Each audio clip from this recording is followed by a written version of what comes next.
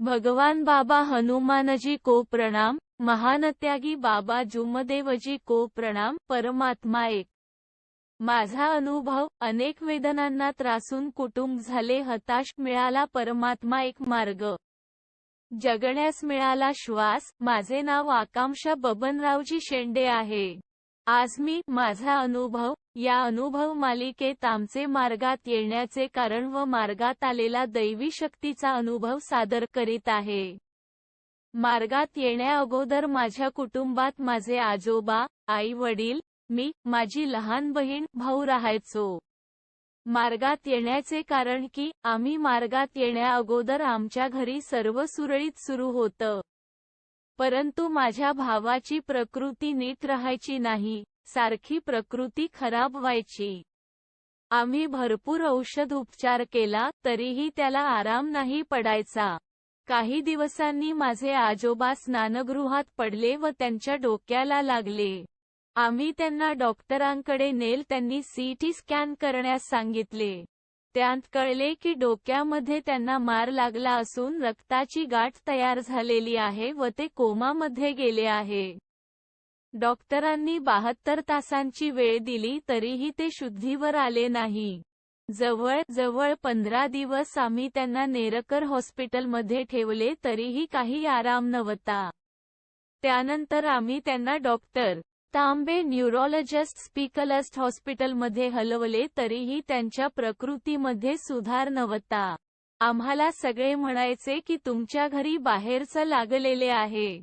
आम्ही बाहेरचं पण पाहिले, दर्गे, मंदिर सर्व बघितलं तरीही काही आराम मिळत नव्हता. माझे मामा परमात्मा एक सेवक आहे. तेव्हा माझ्या मामाकडील सर्व लोकांनी आम्हाला म्हणाले की तुम्ही एवढ्या देवांची पूजा करता, एवढे औषध उपचार करता तरीही आराम पडत नाही आहे. तर तुम्ही या मार्गात या. माझ्या वडिलांना आजोबांचे, आईचे वडील म्हणणे पटले व ते मार्गात येण्यास तयार झाले, कारण त्याआधी माझ्या वडिलांना एका वैद्याकडे त्यांचा मित्राने नेले होते. तेव्हा त्यांनी सांगितले की तुमच्या घरी बाहेरच आहे आणि तुम्हाला सगळ्या घरातील लहान मोठे सर्व लोकांचा उतारा काढावा लागेल आणि घर बांधावं लागेल. त्यासाठी खूप खर्च सुद्धा सांगितला होता आणि आमची आर्थिक परिस्थिती सुद्धा नाजूक होती.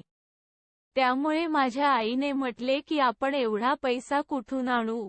कारण माझे लहान मामा आईला नेहमी सांगायचे की या सगळ्या बुवाबाजी आहे, याने काही होत नाही ताई, तू मार्गात ये. त्यामुळे आम्ही या मार्गात पदार्पण केले. दुसऱ्या दिवशी आम्हाला आमच्या मामांचे मार्गदर्शक श्री बोकडे गुरुजी यांच्याकडे आजोबा घेऊन गेले. त्यांनी आम्हाला मार्गाची रूपरेषा सांगितली व घराची साफसफाई करण्यास सांगितले. आम्ही घराची साफसफाई करून काकाजीकडे गेलो आणि त्यांनी आम्हाला 3 दिवसाचे साधे कार्य दिले. त्या साध्या कार्यात भगवंताजवळ आम्ही सर्व सदस्य रोज शब्द ठेवायचो की एक तर आजोबाला ठीक करा, नाही तर तुमच्यात विलीन करून घ्या. काही दिवसात माझे आजोबा भगवंतात विलीन झाले व त्यांना होणाऱ्या वेदनांपासून मुक्ती मिळाली. सुरुवातीला कार्य श्री बोकडे गुरुजी यांच्याकडून होते. नंतर बोकडे गुरुजी काही वर्षासाठी पुण्यात राहणार होते. त्यामुळे आम्ही श्री राऊत गुरुजी यांच्याकडे गेलो व त्यांच्याकडून कार्य घेण्यास सुरुवात केली. कारण आम्ही नवीन होतो व आम्हाला मार्गाबद्दल काही माहिती नव्हते. आज आम्ही मार्गात येऊन 8 वर्षे पूर्ण झाली. भगवंताच्या कृपेने सर्व काही व्यवस्थित आहे व घरी सर्व आनंदित आहे. मी शिक्षणासाठी बाहेरगावी असल्यामुळे अजून आम्ही त्याग घडविला नाही. भगवंताच्या कृपेने लवकरच त्याग घडवू. घरात नेहमी अशीच सुख शांती राहो व घरातील वातावरण नेहमी आनंदित राहो हीच भगवंताजवळ विनंती. लिहिण्यात काही चूकभूल झाली असेल तर भगवान बाबा हनुमानजी व महानत्यागी बाबा जुमदेवजीला क्षमा मागते. नमस्कार. सेविका कुमार आकांक्षा बबनरावजी शेंडे, रा. प्लॉट न 3, चंदननगर, नागपूर. मार्गदर्शक मारोतरावजी राऊत, गुरुजी, गट न. 8. परमपूज्य परमात्मा एक सेवक मंडळ, वर्धमान नगर, नागपूर. सर्वांना माझा नमस्कार.